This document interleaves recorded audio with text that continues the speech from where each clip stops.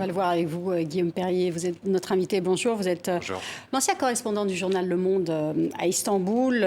Vous êtes actuellement au service étranger du magazine Le Point. Et surtout, vous êtes l'auteur de plusieurs livres sur Recep Tayyip Erdogan et sur la Turquie. On va y revenir. Nous sommes aujourd'hui à 3 semaines du scrutin présidentiel. Dans quelle posture se trouve le président Recep Tayyip Erdogan ? C'est un peu qui tout double, je dirais.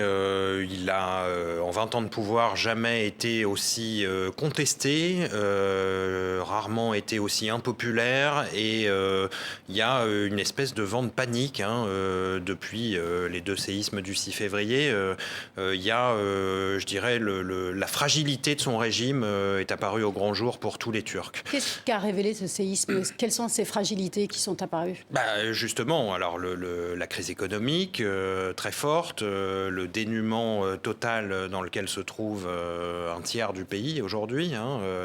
La crise avait déjà aggravé la situation sociale de beaucoup de Turcs, mais là je dirais que cet événement, cette catastrophe naturelle a encore creusé tout ça.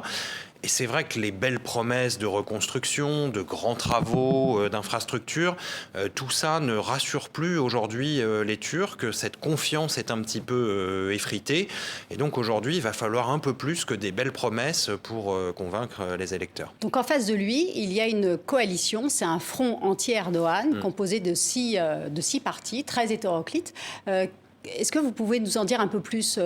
Qui sont ces partis politiques qui se sont agrégés Alors, il y a un peu tout le monde. Il y a le principal parti d'opposition, le CHP, qui est le parti kémaliste, le parti d'Atatürk, historiquement, l'ancien parti unique, et autour duquel se sont greffés, effectivement, c'est une assemblée assez hétéroclite. Il y a un parti nationaliste, il y a des partis islamistes, il y a d'anciens proches d'Erdogan qui ont fait dissidence et qui ont créé leur propre mouvement.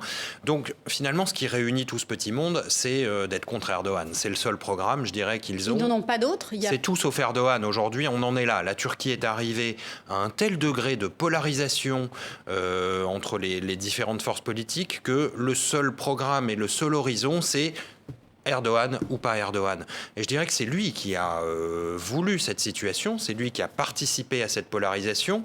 Pendant toutes les années de son pouvoir, toutes les élections ont toujours été des plébiscites personnels pour ou contre Erdogan. Aujourd'hui, on a atteint le paroxysme de ça. Oui, alors on est dans un système de l'hyper-présidentiel.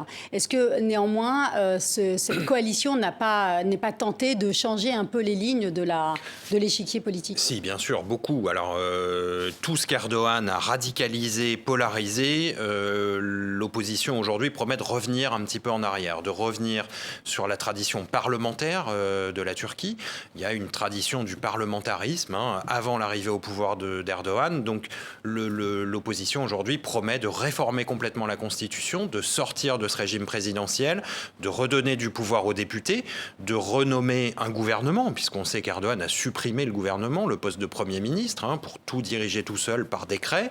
Donc aujourd'hui, il y a une volonté de revenir un petit peu là-dessus à un système plus démocratique. De dé-erdoganiser un peu Absolument. la Turquie. Ce qu'on remarque, c'est également l'absence du parti kurde à l'intérieur de cette coalition. Pourquoi le parti kurde n'a pas pu faire partie de cette coalition anti-Erdogan ? Et pourtant, il l'est anti-Erdogan, ce parti. Oui, clairement.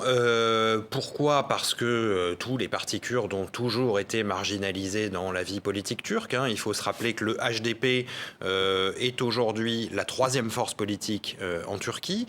Les sondages lui donnent 12-13% aux législatives, ce qui est assez important. C'est même, ce serait un score record. En 2015, on avait approché à peu près de ce score. Mais ce qui est important à comprendre, c'est que le HDP est menacé d'interdiction. Il y aura sans doute une dissolution de ce parti avant l'élection. C'est pour ça que les élus kurdes se sont mis sous l'étiquette écologiste pour pouvoir un petit peu apporter une parade à ce tour de passe-passe. Mais c'est pas une nouveauté. Les 8 partis kurdes précédents ont tous été interdits successivement par la Cour constitutionnelle depuis 1990.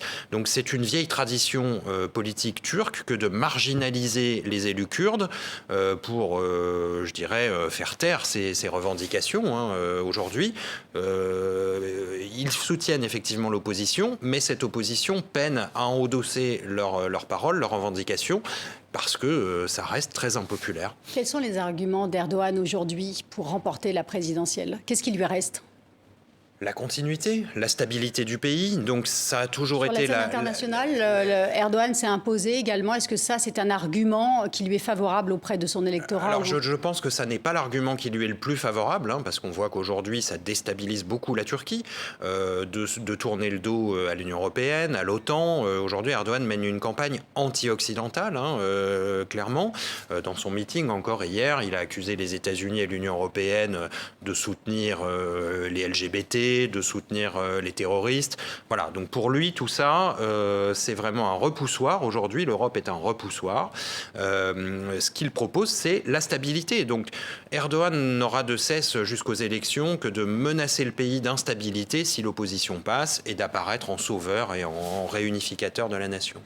On va parler un peu de votre livre « Les loups aiment la brume ». Alors, on apprend dans ce livre que le MIT, les services de renseignement turcs, ont infiltré un peu des réseaux d'associations turques en Europe pour intimider leurs opposants jusqu'en Europe, voire même de les kidnapper.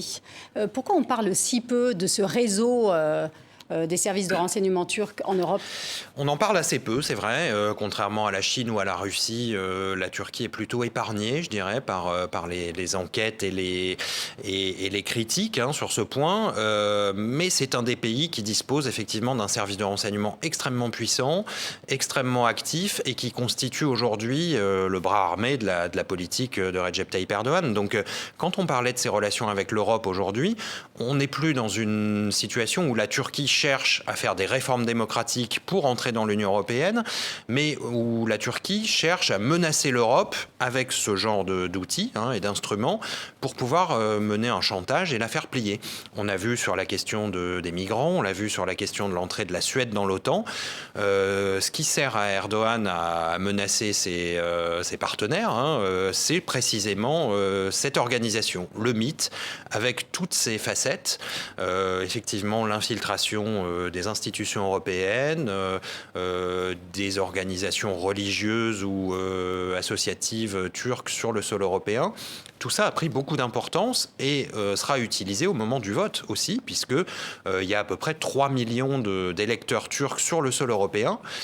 Cet électorat est plutôt favorable à Erdogan. Comment on peut l'analyser? Il est partagé, je dirais. Le vote qui est exprimé est plutôt favorable à Erdogan, mais il y a une participation beaucoup moins importante chez les Turcs européens que chez les Turcs de Turquie.